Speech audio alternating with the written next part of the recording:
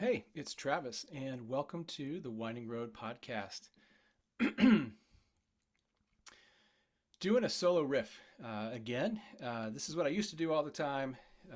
Now I interview a lot, but uh, want to just do a little bit more on the solo riffs. So this week, um, I did a couple of presentations for the Mo Pros, the marketing ops professionals, or marketingops.com career fair. And my presentation was how to land your next job without a resume. I'm also building a cohort based course in Maven around the same topic.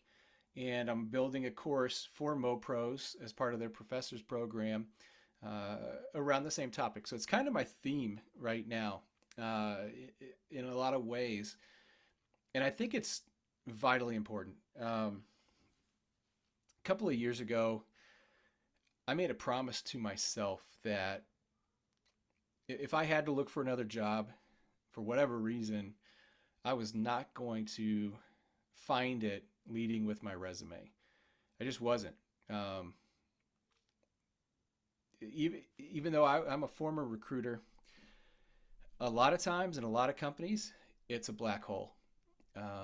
Especially if you're one of us, if you have a nonlinear career path, if you've made some pivots and you don't fit into that box that recruiters and hiring managers want to see. You don't fit the story of what they would do if they were in your shoes, and that's a lot of it, really. That's how recruiters and hiring managers look at resumes. There's a bias there, and um,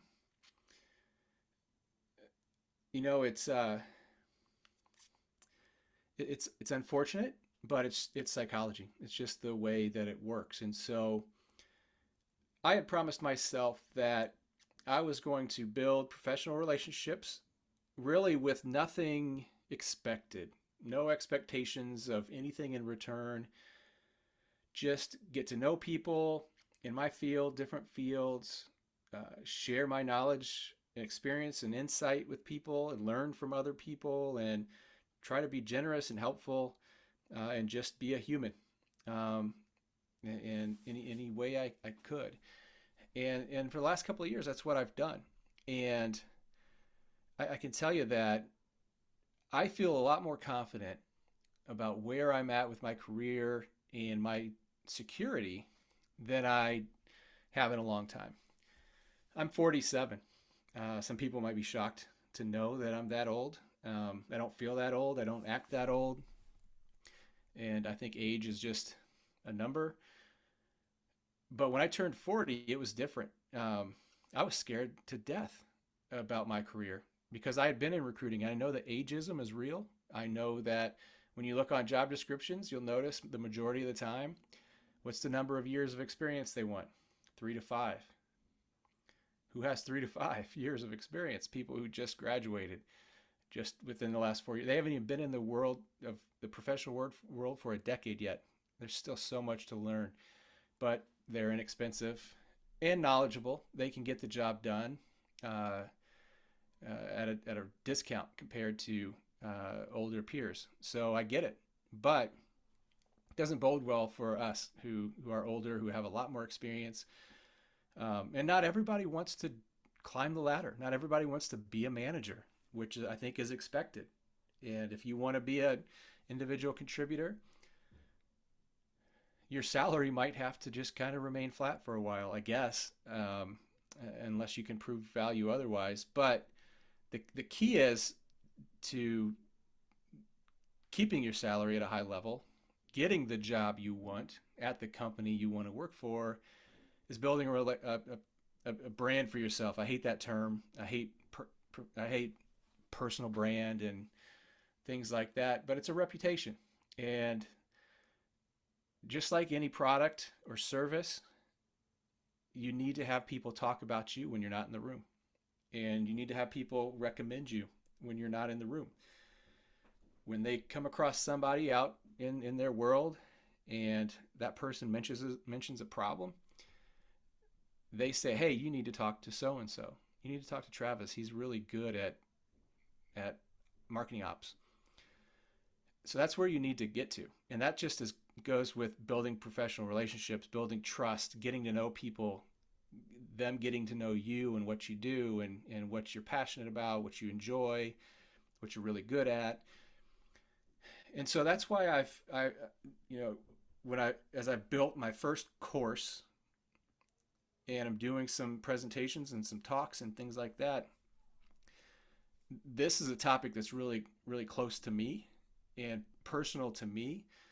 And I know a lot of people are frustrated out there. I talked with someone in the during my workshop yesterday at the career fair who said that they had applied to over 80 jobs, 81 I think to be exact, and has not heard back from any of them, which is absurd. And she's working right now, so she doesn't really need a job, but she wants a different job. And I thought that was unbelievable to me, especially when we hear these job reports that keep coming out. People are still hiring, even though there's layoffs everywhere. People are still hiring, and I mean, it's just that to me is gross.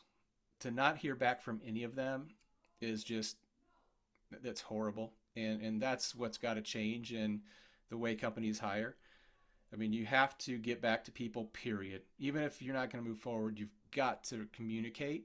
I mean, there's so many tools, and automation is, I mean, people would be fine with an automated message if yet they haven't talked to anybody yet, just so they know, like to cross it off and not keep it on their minds. And so it's just a lack of consideration. It's a lack of professionalism. And honestly, it's, you know, in that world of talent acquisition and recruitment within companies, people are numbers. They're not people anymore. That's why I got out, man. It was too transactional, and we're dealing with people's futures here, their livelihoods, their happiness, and it's disgusting. So that's my rant on bad recruiting. Don't get me wrong. There's a lot of good recruiters out there. I know a lot of good ones. If you want to connect with a good recruiter, let me know. I know a lot of them, but there's a lot of recruiters that are just absolute shit. They're ass. So I get it. It's bad, and it's tough out there. And so that's why I'm developing this course. And I apologize for the screaming kid upstairs. That's remote life, right? And I'm not going to sweat it. But that's why I think this course, this topic is so important. And so the idea, like if you need a job right now, networking is not going to be your thing. You might get lucky, but you're going into it with an expected outcome that you're expecting someone to do something for you, and there's not really a mutual social contract there that you're establishing. It's really one-sided. Sometimes if it can feel desperate, and that comes across. And so if you need a job right now, what I talk about really isn't going to be the best thing for you. It might help get you started. It might start to open some doors. But if you have just landed a job and you know in a couple of years you're going to probably look somewhere else or do something different, whether it's within the company or outside of it, that's when you need to start building professional relationships and networking. Kind of hate that term too. It's got a negative connotation to it. But really being human with other humans is really what it is in a professional sense. And so that's who this episode is for. That's who my courses are for. If you know in a year you're going to be looking, now's the time to dig into this stuff. So it's about cultivating long-term relationships, not short-term networking. And there's really three areas of focus that I talk about. It's the why, the who, and the where. You already know the what. You are what you are. You're a marketing ops professional. You're a salesperson. You're a content marketer. You're a growth marketer, whatever that means. You already know the what, but I think it's really about when it comes to finding a role, building a professional relationship, it's about establishing your why and then knowing your who's and where's that you need to go for that. So when I talk about why, many of you are probably familiar with Simon Sinek and his book Start With Why. You may have seen his TED talk on YouTube about his golden circle. If you haven't, look it up because it's a classic. It's from like 2009, and I highly recommend it. But the golden circle is really starting with why, like his book title, and then moving out to the how and the what. And it kind of frames it around businesses and how they should really market, and how that a lot of companies start with what, then maybe they talk about the how their product or service works, and then the why. And by the time they get to the most important thing, the why, they've already people have already tuned out, right? And I think it's the same with your career, with you, and when it comes to positioning yourself to kind of stand out and be found, I guess, you to build the pillar of your reputation. And if you think about it, starting with why is the ultimate antithesis of a resume. A resume is 100% the what, well, mostly the what, and maybe a little bit of the how, and hardly ever the why. You might throw the why in a cover letter. Recruiters don't read cover letters. Shocking. You may throw it in like your summary at the top. Recruiters don't really read that. Nobody really reads that. They might, but they're moving fast. They're scanning. They're looking for keywords that fit their job description. So your why is going to get buried. And that's why you shouldn't lead with your resume. And so your why is a great thing to put on your LinkedIn profile, in your about. Um, it's going to be the cornerstone of your messaging, really, out there to people. And so in that TED talk that Simon Sinek did back in 2009, I think, he said people don't buy what you do, they buy why you do it. And he's talking about companies and products and services, right? But then he went on to say, when it comes to hiring people, and this is kind of from the employer side of things, the goal is not just to hire people who need a job, it's to hire people who believe what you believe. If you hire people just because they can do a job, they'll work for your money. But if you hire people who believe what you believe, they work for you with blood and sweat and tears. And I think that's true the other way around. If the company and the managers you have that you work for believe what you believe, you will work for them. You'll want to work for them. And if you believe what they believe, they'll want you to work for them. The what, they'll want the what should be there to some degree. Some of the what can be trained. And if you find a company who really understands this and understands their own values and what it takes to really be successful at their company or on that team, they'll realize the what can be trained, right? So it's important to define your why. And your why is really, what do you believe in? Why do you do what you do? Like for me, why am I in marketing ops and revenue operations?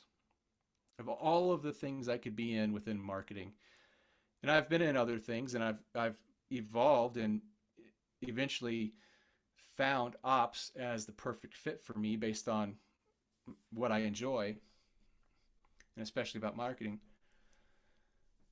And so when you think about what you do, and if you enjoy it, why do you enjoy it?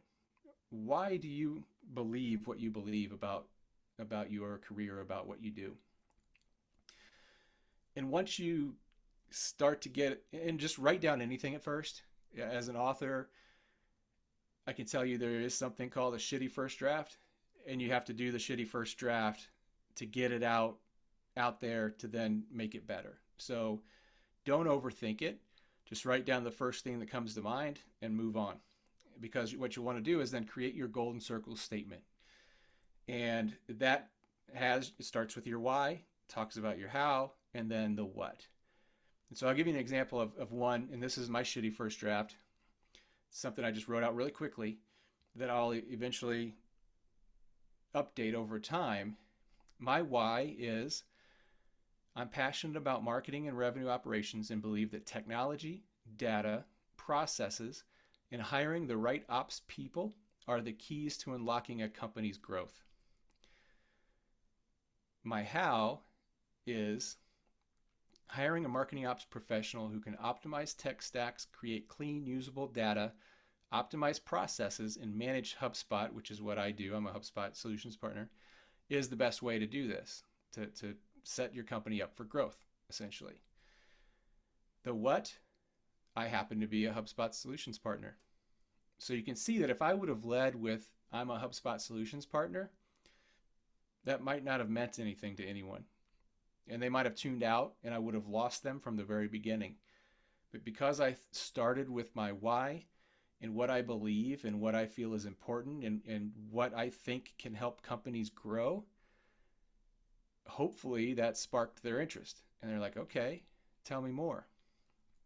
So if you have a chance, sit down, watch Simon Sinek's TED Talk, read his book, start with why. It's always good. You don't need to do this part, but then write down your why you what you believe and why you're doing what you're doing, and then kind of then your how do you achieve your why, and then what, how does your what fit into it? Basically, the what that you would put on your resume about what you do, who you are.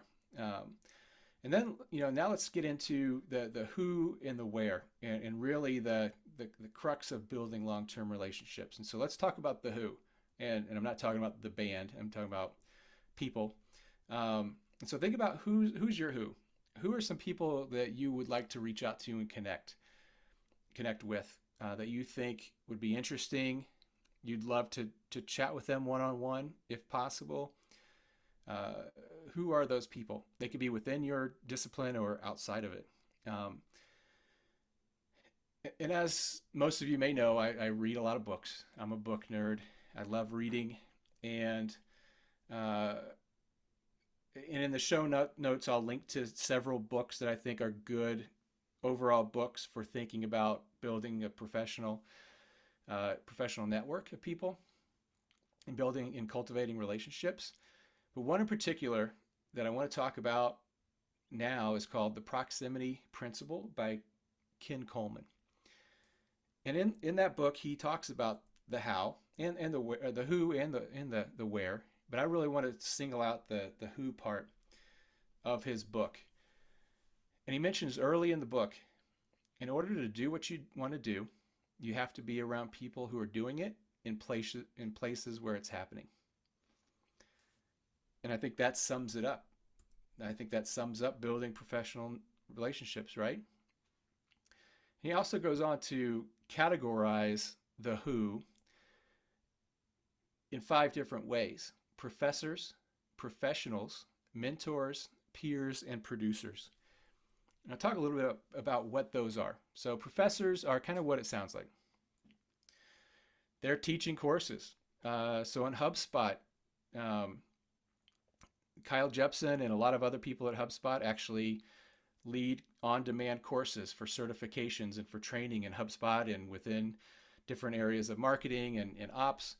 And so it would be good to learn from him and the other professors there at, I don't know if that's what they call them or not, but the other people leading courses at HubSpot, and then connect with them on LinkedIn, on Twitter, follow them, engage with their posts.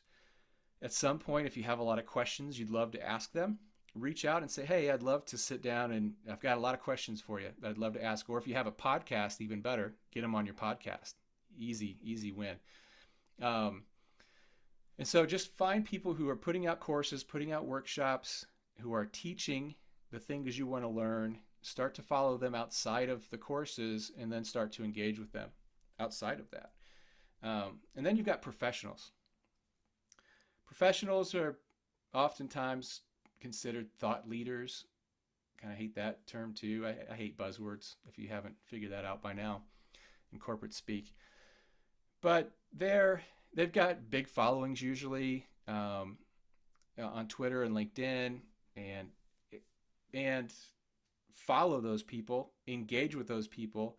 A lot of times on LinkedIn, when you follow someone, there's a little bell in the upper right corner. Turn that on, and then that way you'll get notified when they have a post out there. And the sooner you can get to that post and comment, the more likely it is that they'll engage back with you.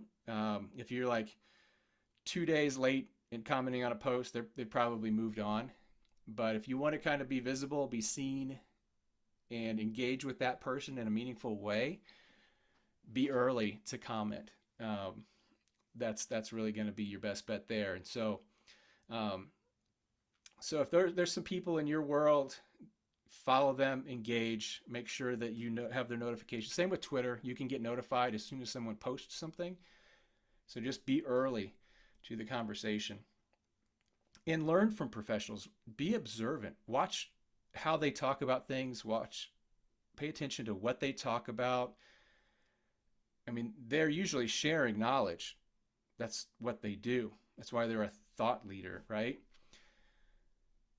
And start to imitate that.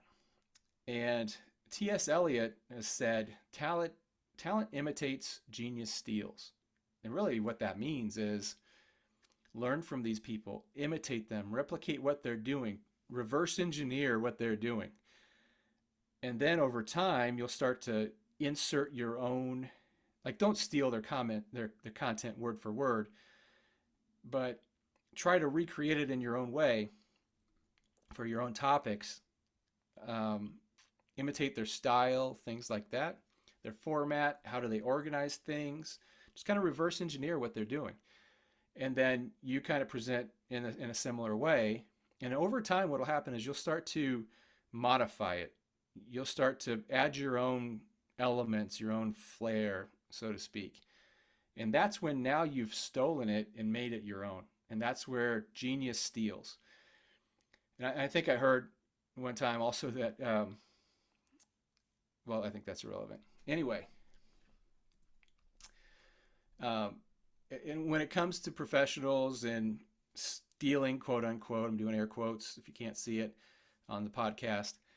One of my favorite books is called Steal Like an Artist. You've probably heard me talk about it before, by Austin Kleon. He writes the book coming from more of a creative point of view, but the concepts, the framework can be applied to anyone doing anything. So it's a quick read. I would highly recommend you have that on your bookshelf and you read it. It's a fantastic book, one of the best out there. Another category is mentors, right? And if you've never had a mentor or you want a mentor, now's the time to go find one. And the thing is, it can be a little scary. Like asking someone to be a mentor can be awkward. And a way around that is to kind of single out somebody you may know, kind of know, and try to reach out and get a regular call scheduled with them. Maybe start once a quarter. Just say, hey, I'd love to catch up. I have some questions I'd love your thoughts on. And come prepared and frame it as just hey, I've got some questions I'd love to ask you about. And then do it again the next quarter and the next quarter. And then at some point, it might start to become clear that they're kind of a mentor to you. And then all of a sudden it clicks, and then you can say, hey, I'd love to do this on a more frequent basis. How about once a month?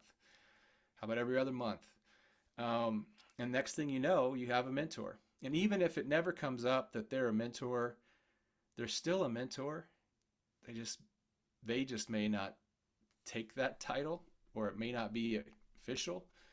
But if there is someone you're close to, that you know well, that you'd love to learn more from, then approach them and just say, hey, I'd love to learn more from you and your experience, and I'd really like to have a mentor. Would you be open to being my mentor? As simple as that, right? And a few things to think about when you are looking for a mentor. And this depends on where you are in your career, but try to find someone with about 10 more years of experience than what you have. Because they'll probably have been down the road. that you're on, they've already gone down that road, and they can tell you, hey, here are the curves, here are the bumps, here are the potholes, here's what you should try to avoid, here's where I tripped up, these are the mistakes I made and learned from. And they're going to know all of that stuff. They will have done it. They will have seen the things that you'll eventually see, but you can't see now. And that's critical. And they don't have to be in your field or doing exactly what you do. Sometimes it's nice to have a couple of mentors, one that might be in your field and one that's not, to learn just how a different perspective on things that you might be able to bring back to your career. And three qualities that Ken Coleman talks about in his book, Proximity Principle, are that these people are accomplished and that they're understanding and they're caring. If they don't care about you or your career, they're not going to be a good mentor, right? They might just want to talk the whole time and talk about themselves, and that's not really that helpful. So those are some tips on finding a mentor and what to look for in a mentor. The next group of people are peers. And these are people you know, you consider friends, and they might be friends within the same industry you're in. They might be friends who do similar things to you but are in different industries. So let's say you're a director of marketing at a healthcare company, and you have a friend who's a director of marketing at a manufacturing company. Start doing more things, especially if you're local. Like go for hikes once a month in the summertime, or walk together, or go for coffee, or do something, especially outside of non-work activities, that will just get you talking about all kinds of things that might not even be work. And eventually you'll just find that these people, and just engaging with them, will elevate your game just over time. Another thing to do is create a mastermind group with some peers. That's a very helpful thing, easy to do, lightweight thing to do, just on Zoom once a month. The last category of people of the who are producers, and they're going to be a little bit more difficult to build relationships with.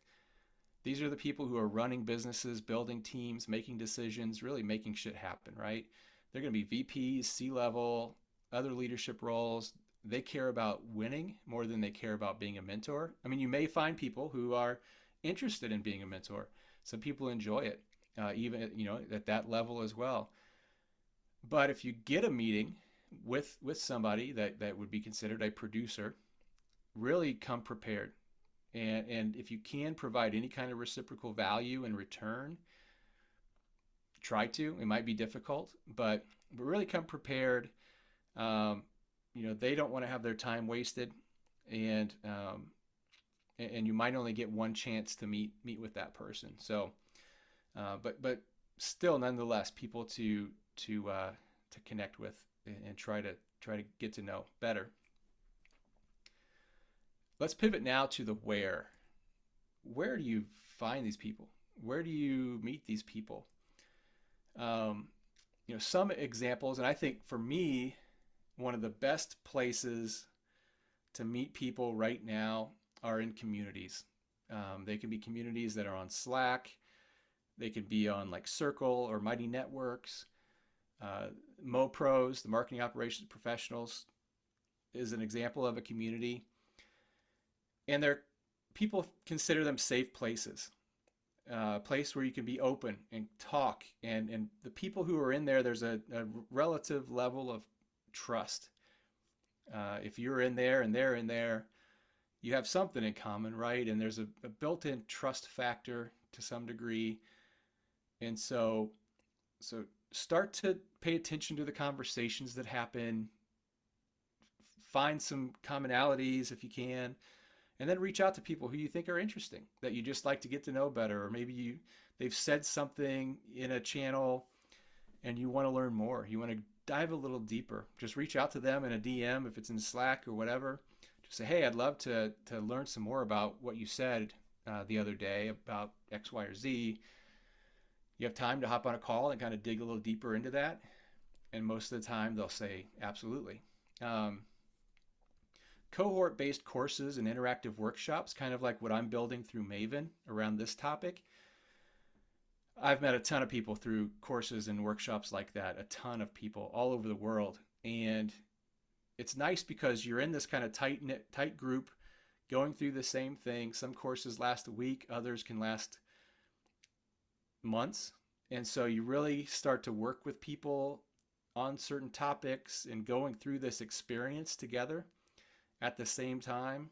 Um, can really start to build up some bonds and form some good friendships. And I would highly recommend cohort based courses and interactive workshops.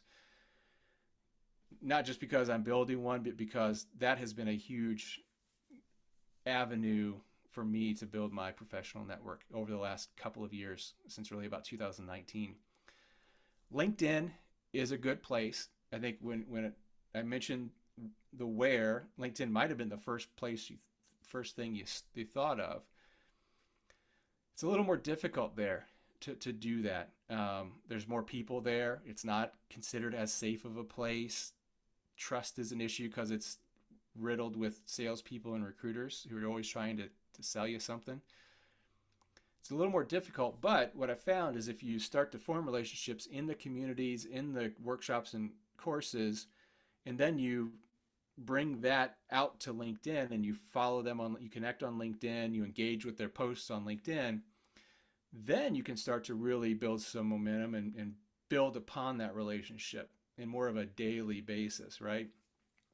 And so that's how I would approach LinkedIn, is use it as just another way of building relationships you've already built somewhere else. In-person conferences, they can be scary. They can feel like big networking events. And if you're an introvert like me and you hate like just going up to someone you don't know and trying to start with small talk, like I hate that. I can't do it. It's not that I don't like small talk's fine, right? It's finding a commonality. I just feel like I'm annoying people.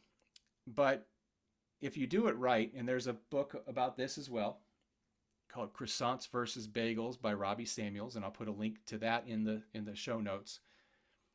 In-person conferences can be remarkable for building relationships, starting relationships, and I think you kind of owe it to yourself to attend at least one in-person conference. Now that COVID's somewhat behind us, things are a little safer.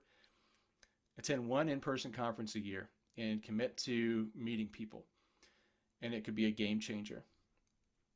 The other thing is hosting an event. And if you're a subscriber to my email list, I talked about this a couple of months ago. I hosted an event. I followed the framework that Nick Gray outlined in his book, 2-Hour Cocktail Party. And I started with friends and people I knew locally, neighbors, things like that, just to kind of build the muscle, right? To get some experience, try it out in a more familiar way. And it was fantastic. It was great to get everybody together. I think everyone appreciated me being the impresario of pulling people together. And I enjoyed it so much that now I'm going to take it to the next level and host an event with people that I don't know locally. And I'm going to start having themes. And so this month in November, you're probably listening to this next year, but I'm going to host an event locally at a hard cider brewery, I guess you'd call it, with marketing ops and revenue operations people here in the Spokane area.